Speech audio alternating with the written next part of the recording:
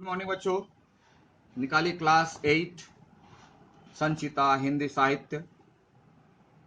और हम लोग पढ़ रहे थे कोटर और कुटीर, जिसमें पिता पुत्र में अभी भी बहस चल रही है। पिता समझाता है पुत्र को, पुत्र मानता नहीं है। जैसे आप लोग मानते हो, नहीं मानते, मानते हो तो ठीक है, नहीं मानते हो तो मानना अभी से शुरू कर दो। तो जब पिता ने समझा कि पुत्र बात को समझ नहीं रहा है, अब इसे दूसरे तरीके से समझाना पड़ेगा, तो चातक पिता ने पूछा कि अच्छा ठीक है, मैं मान लेता हूं कि तुम पानी पियोगे, जा पानी पी ले, व्रत तोड़ दे, लेकिन इतना तो बता दे कि तू पानी पिएगा कहां, क्योंकि गर्मी इतनी अधिक है कि कुएं का, तालाब का, छोटी छोटी नदियों का पानी सब तो सूख गया है और तू पानी पीने की जिद कर रहा है। पानी पिएगा तो कहां से पिएगा बता। तो चातक पुत्र चुप हो जाता है। क्यों? अभी इस पॉइंट पर तो वह सोचा ही नहीं था। देखिए, हम लोग करते हैं क्या ना, एक बिंदु को पकड़ करके बहुत बहस कर लेते, हम अपनी दृष्टि को दूर नहीं दौड़ाते, ऑप्शन पर ध्यान नहीं देते। हां, लेकिन कहां, कैसे, कब, इन सारी बातों पर विचार नहीं करते, जिसके चलते हमारा परिणाम गड़बड़ होता है।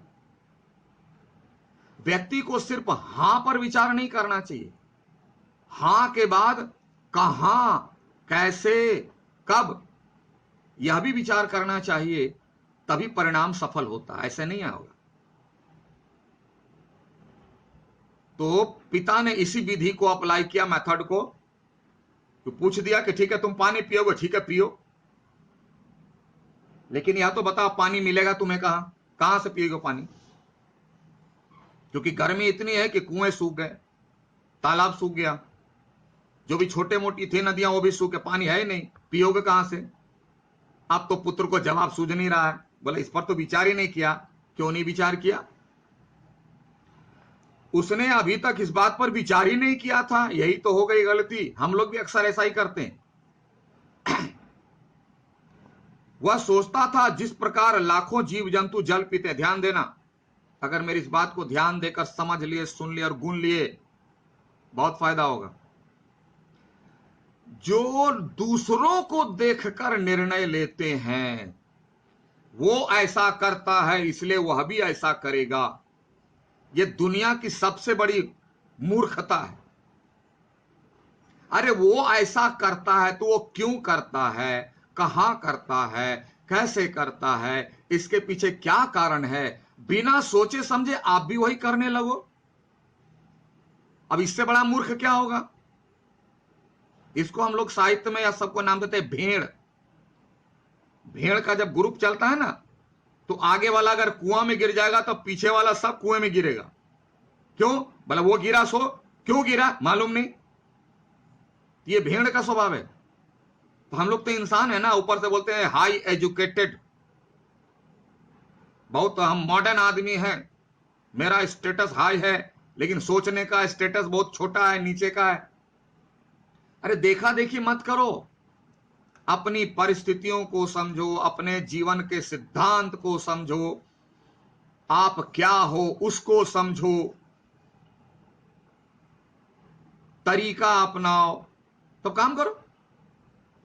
चातक पुत्र कभी सोचा नहीं। इनडायरेक्ट हम लोगों को ये और इंडिकेट है कि हमें दूसरों की बातों पर फॉलो बिना जाने समझे नहीं करना चाहिए।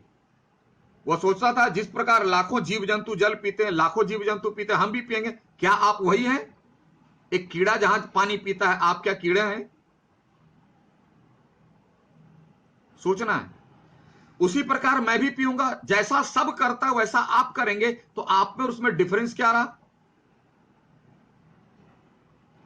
परंतु वह प्रकार कैसा है, आगे बात। जल का प्रकार, जल कैसा है?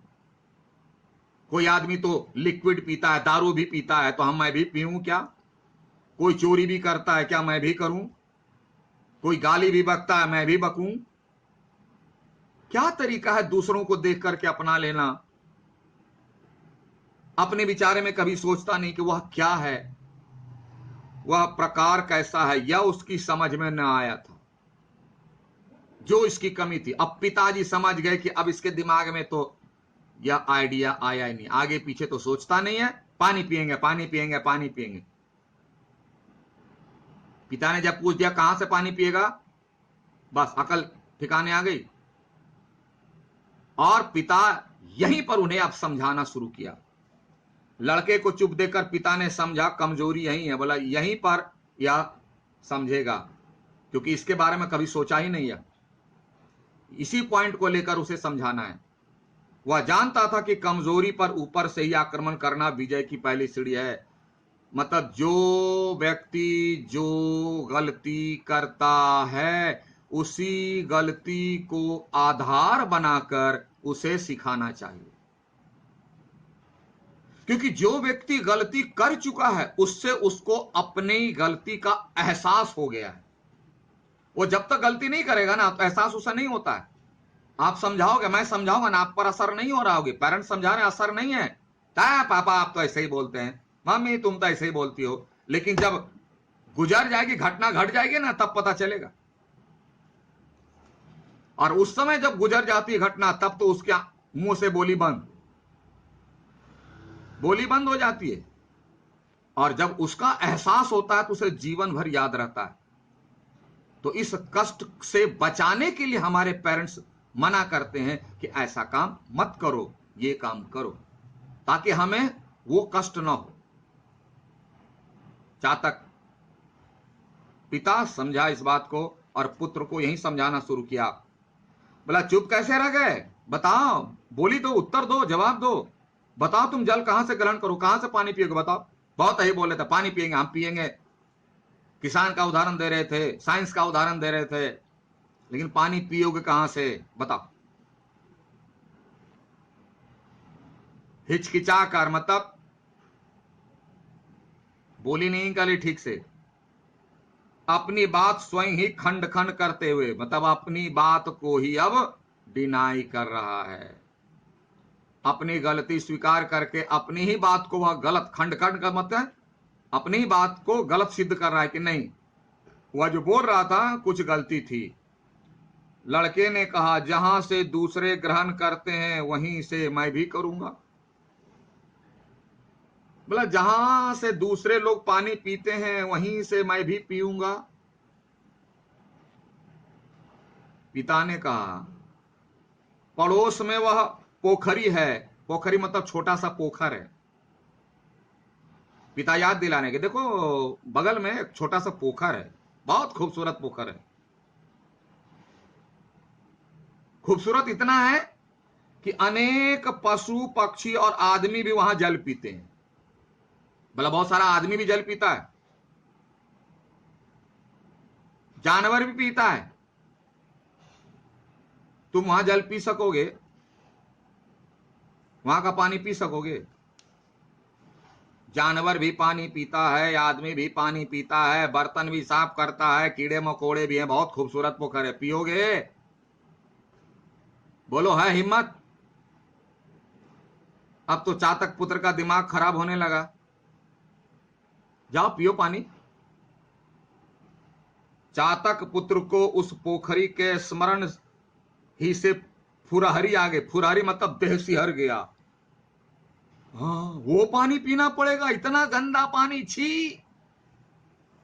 जहां पशु पक्षी को नहलाया जाता है वो नहाते हैं, आदमी भी पानी पीता है जिसको बुद्धि नहीं, अकल नहीं है। देखो बहुत सारा पानी, देखो बहुत सारे पोखर में वो लोग भी पीते हैं, उसमें स्नान भी करते हैं। उस पानी को पियोगे? पिता पूछा, और जैसे ही नाम लिया तो उसे याद आया, हाँ बगल में एक पोखरी है। अब उसका देह सिहर गया कि इतना गंदा पानी पीना पड़ेगा, छी।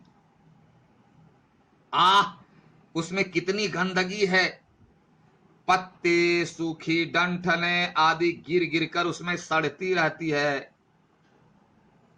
कीड़े कुलबुलाते हैं, कीड़े कीड़े। वह पानी चातक पुत्र पिएगा जिस पक्षी का इतना नाम है। चातक पक्षी बहुत फेमस है, जैसे तोता फेमस है, कोयल फेमस है, हंस फेमस है, चातक भी पक्षी अपने गुण के कारण फेमस है। और वह गुण क्या है? यही गुण है कि वह मात्र बारिश का ही पानी पीता है, और जब तक बारिश नहीं होगी वह प्यासा रहेगा लेकिन पानी नहीं पिएगा। और इसी को चातक पुत्र ने क्या कहा? व्रत, व्रत कहा। और इसका परिणाम क्या हो कि पृथ्वी पर बारिश होती, पृथ्वी हरी भरी होती है, फसलें होती है, फल मूल होते हैं, हरे भरे घास, पेड़ पौधे हरे भरे होते हैं, जिससे पशु पलता है, हम लोग पलते हैं। इसी व्रत को कहा, इसलिए चातक पक्षी का नाम है। लोग उसमें कपड़े निखारने आते हैं, कपड़े साफ करने आते हैं, छी, या गंदे करने। बोला कपड़ा साफ करने आता है कि गंदा करने? वो तो पानी ही गंदा है, और उसमें साबुन लगाते हैं तो और कपड़ा गंदा हो जाएगा। चातक को यह सीन याद आ गई, और चातक का शरीर हिलने लगा, कांपने लगा। कई बार सोचने पर भी वह समझ न सका था।